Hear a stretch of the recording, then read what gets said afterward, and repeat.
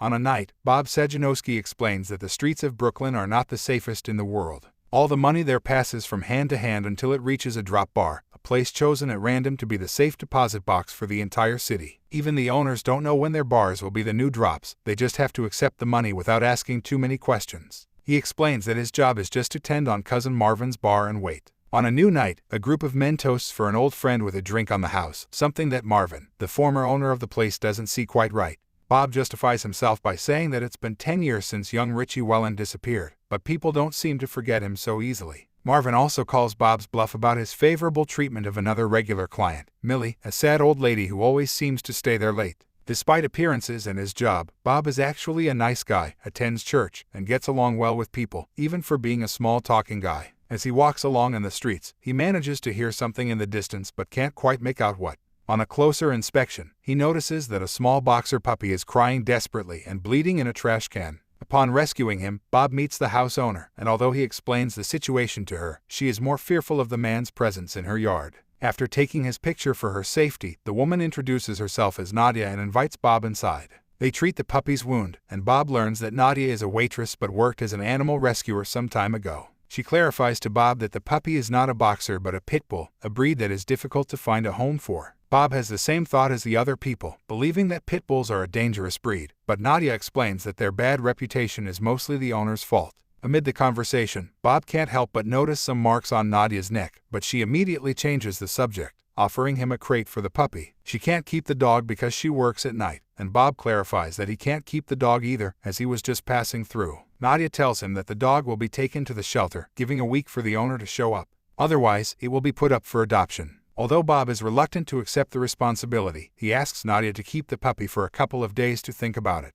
He talks to Marvin about it, and Marvin tells him that it's just a dog and shouldn't be seen as an impossible responsibility to take care of. After a regular night at the bar, a couple of masked crooks burst in after everyone had left, demanding the day's money. Marvin tries to have a dialogue with them, but they are very nervous to talk. Bob notices something about the watch on one of them, as it seems to be stopped at a specific time. Once the robbers leave, Bob and Marvin immediately look for Vardy, the bar's doorman, who is lying in an alley, wounded. When the situation passes, Detective Evandro Torres appears, introducing himself to Bob as one of the parishioners who always sees him at the church. Torres investigates what happened, and Bob tells him about the watch's clue. He also comments that only the money from the register was taken, with no mention of any other illicit activity. In their casual conversation, Torres mentions how he has noticed that Bob never takes communion during Mass, but Bob is defensive, saying that it's his own business. As they leave, Marv criticizes Bob for giving a clue about the watch since the crooks didn't really take the big deal that day, and they shouldn't worry about more. Or at least it's what Bob thinks, and Marvin corrects him that the bar owners will want the money back sooner or later. The following day, Bob is the first to arrive at Mass, and after that, he goes to Nadia's to pick up the puppy. She also hands him a dish and some food, but a few seconds after he leaves, a nervous Bob returns to confess to Nadia his inexperience in owning a dog.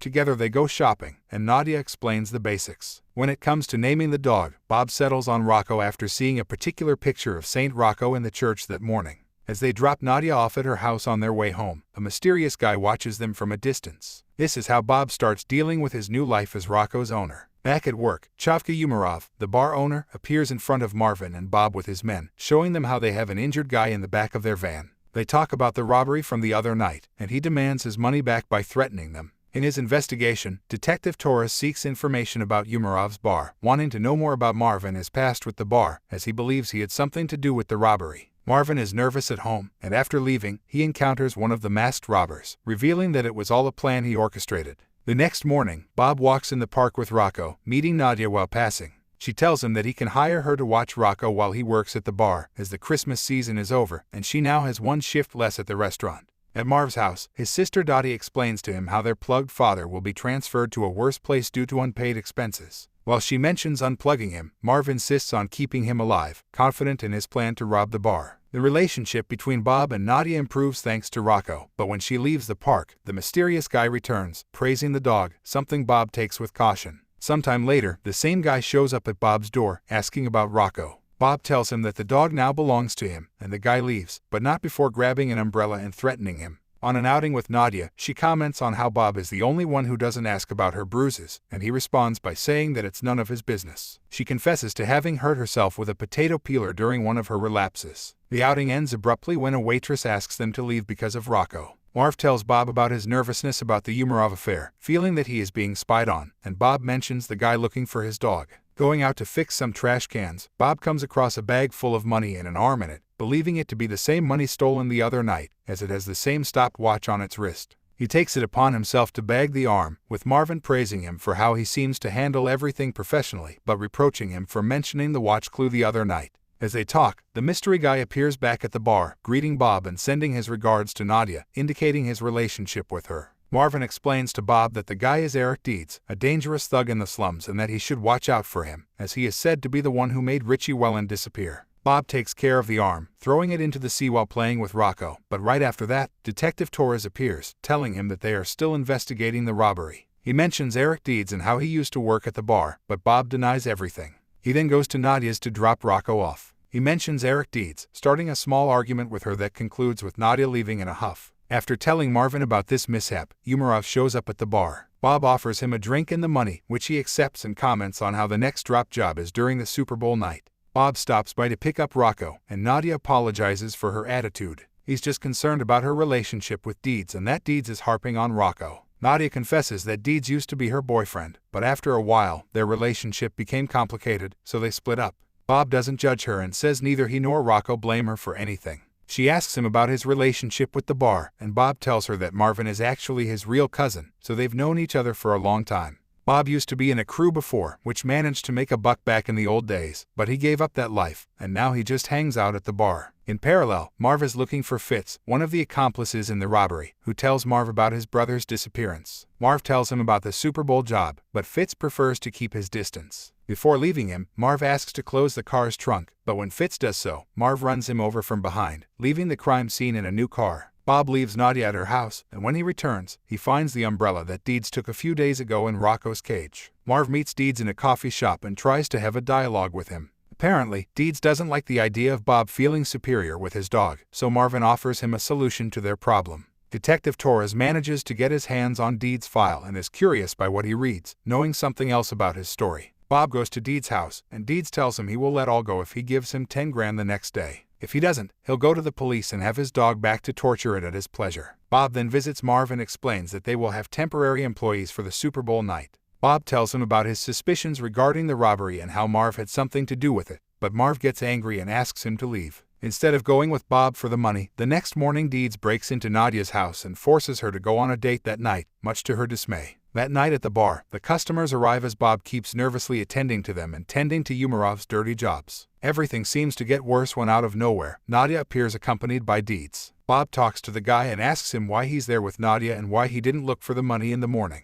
Deeds doesn't give many answers and talks to Marv on the phone, who tells him not to do anything rash. Instead, when the bar closes, Deeds is left alone with Nadia and Bob, who gives him the money but, not pleased enough, he asks to check the safe in just 4 minutes. He threatens to hurt Nadia and asks to see Marv. Bob tells him about how Marv used to be a crook and a gambling lover years ago. Then, one day a guy came into the bar and left with a debt. The kid went to Atlantic City, where he managed to get his hands on 22 grand, managing to pay Marv back. However, they had to get rid of the kid for safety's sake, who they now saw as a business opportunity. Bob took matters into his own hands, disposing of the boy almost inhumanely. The boy was Richie Wellen, who Deeds was framed for his disappearance years earlier. While Deeds admits that it was him who took care of Richie, Bob quickly draws and shoots Deeds twice, fulminating him instantly, revealing his cold and heartless nature to Nadia. After that, Bob starts insulting Deeds, with Nadia making him understand what just happened. She asks to leave, and Bob promises her that no one else will ever hurt her again. The girl leaves, promising that she won't say anything about what she saw, but Bob is sure of it. He tells her that he's not like those people around him despite everything.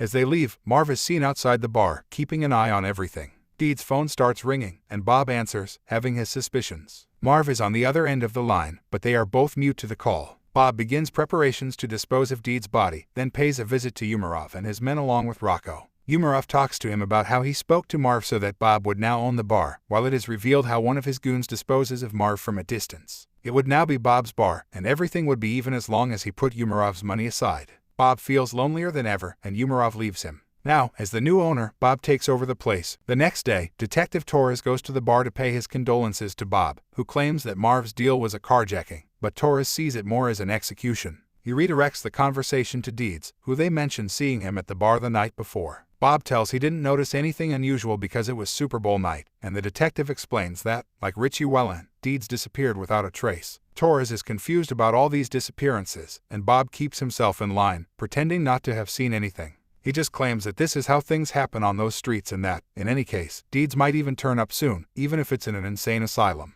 Torres tells him that, in fact, the night Wellen disappeared, Deeds was in an asylum, so the stories don't match. Deeds claimed the story believing it would give him street cred, but the truth is that they never found the culprit. Before leaving, Torres confesses his suspicions to Bob, who no longer feels safe about it. Bob takes Rocco for a walk to Nadia, to whom he offers to never hear from him again just by saying so. Instead, she goes to get her jacket, with Bob and Rocco excitedly waiting for her outside. The end. Thanks for watching. Bye.